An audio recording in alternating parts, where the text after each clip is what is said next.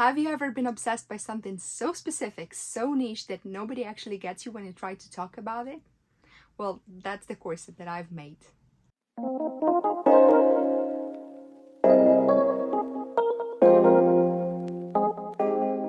Hi, my name is Natalia, but most of the people know me as Natalisa Designs, and about 5 years ago I came across this gorgeous, beautiful corset.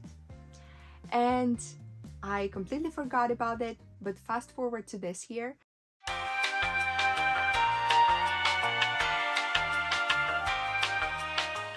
I finally saw it again and I was like, it doesn't seem that complicated at the moment.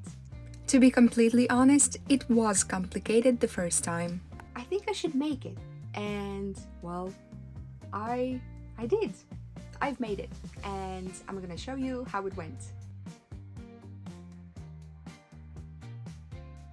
Usually everything starts with a pattern, but unfortunately I still haven't mastered the habit of filming everything I do yet, so you'll have to bear with me.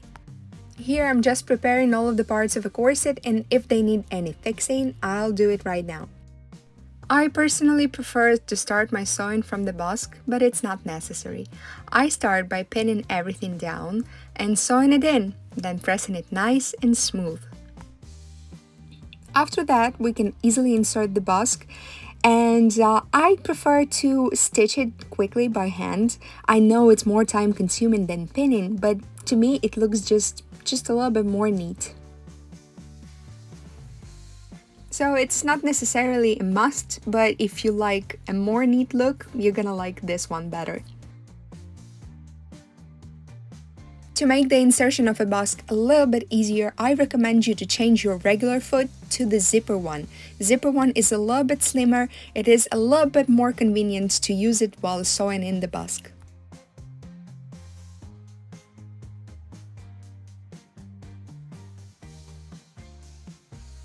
Now the scariest part begins. I don't know about you guys, but to me, I have a probably unreasonable fear that I'm gonna break a needle on a busk and it's gonna fly into my eye. It hadn't happened yet, but you never know. Well, luckily nothing bad happened with me and a busk, and now I have two details of a corset attached together. Before starting sewing on a sewing machine, I like to hand stitch it once again because I don't know, it's just better than pinning for me, but it's a personal preference, so you can do whatever you like. And you can see now, even with two details, this corset already has this beautiful Victorian waist. Also, another reason I like hand stitching parts of a corset together before going in with a sewing machine is the neat look from the inside. Now we have to insert the second part of a busk. And this part is even more tricky. It may seem difficult on the first side, but all you have to do is just drill a little hole between the threads of a fabric and then just widen it up with anything a little bit wider than the previous object. For example, I'm using a knitting needle. Yeah, a large knitting needle, and it works perfectly for me. Then you just have to push this button thingy on a busk through the little hole you made, and if you made everything right, there's no damage to fabric, you just did it between the threads, so it's perfect. Now you have your busk inserted and you can keep working on your corset. And on the left side of a corset, I repeat all of the steps that I did on the right side. Now the fun part begins. You need to finish the edges of your corset. You can use a ready-made bias tape, or you can use the bias tape you made yourself. For historical corsets, I personally prefer to make a bias tape from the same fabric that I used for a corset. This way, you can achieve a neater look. It is a little bit more difficult to work with, but I promise you, it's worth it. And now, since the original corset has a flossing, we need to work on it now. Here you can actually see my first attempt at flossing. I haven't done it before. It was a year ago. And yeah, it's always rough at the beginning, but give it some time and practice and it will get better, I promise. There's nothing much to explain here. I just have a picture of a flossing in front of me and I just have to repeat it. That's it. And I just try my best to do it nicely.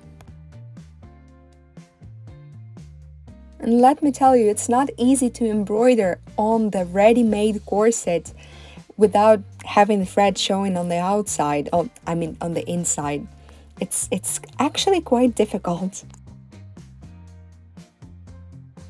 But nothing is actually impossible, and just with a little bit of patience, you can do it too if you want to.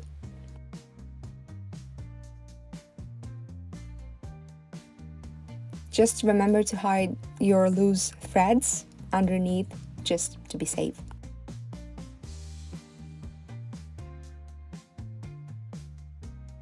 After the flossing is done, the lace needs to be attached. For my more historical projects, I like to do it by hand, since it's more history-like and it's kind of meditative.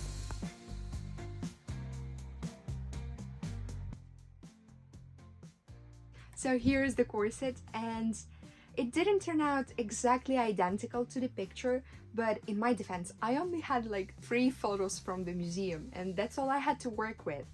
So it turned out great for the resources that I had, and I'm absolutely happy. I'm absolutely happy with it, and I just wish I had more occasions to wear it too. And what would I like to tell you guys is, if you have any project that intimidates you but you really, really want to make it, just jump into action. Go for it. Do it. And maybe on the way you're gonna have some questions arising and some problems appearing, but you're gonna make it. You're gonna make it on the way. You're gonna figure it out on the go. That's absolutely fine. In creating, that's always how it goes. You do stuff to learn that you have to do some more stuff. Anyway, I believe in you, and I hope you will believe in yourself just as much as I do. At the end of me talking, I actually sneezed, so I had to cut the video shorter. A little less conversations and a little bit more trying on. I decided to put on this corset, but I'm not really good at it because I'm not wearing them quite often enough. Not because I don't like wearing corsets, but because I do not have enough occasions and I do not leave my house enough. And if you are like me, I'm sure you can relate and understand me quite well. So let's talk about this corset a little bit more. Unlike the museum one, I had to use a modern lace, and it's a little bit obvious, but it's the best one I could get. From this year's perspective, this corset is well done, well made. I like it a lot and it is comfy. However, I wish I've made corsets a little bit wider to accommodate to a breast changing during the months, if you know what I mean. Because sometimes I feel like it's a little bit tighter in my chest than I would like it to be. But the overall sassiness and the contrast, black on yellow, I really like it. I loved it from the first sight, and I'm really happy to have it, even if it's not the perfect copy of the museum one. Also, since the last year, I've learned a lot of things, a lot of new things, a lot of tricks, and now I'm so much better. And I also made a couple of other versions of this model, but in different colors. And this is one of them. It's black and white lace and flossing, and it's really striking, and I love it so much, and I was so happy to make it.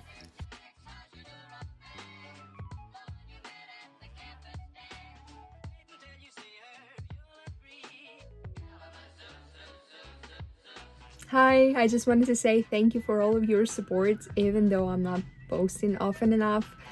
And if you are still here, the video you just saw was filmed almost exactly a year ago.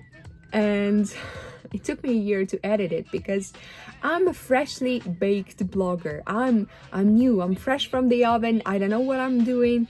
And I already feel like I'm late to the party because everybody here on YouTube has their audience, their topics, they know what they do, and I'm here just like, yeah, look what I'm making. And even with this, I'm forgetting to film some parts, and I'm still learning, so I really appreciate your kind words, your support, your comments, your messages. I thank you guys, just thank you. If you could like write me something in the comments, what would you like to see more here? Maybe I'll be a little bit more enthusiastic this year, and I'll try to make more videos about what I do, how I do it, what I make, and I would like you to be a part of my creative process. I want you to be a part of what I do. Yeah, that's basically it. And I would be really grateful if you could write me down what would you like to see. Yeah. Bye!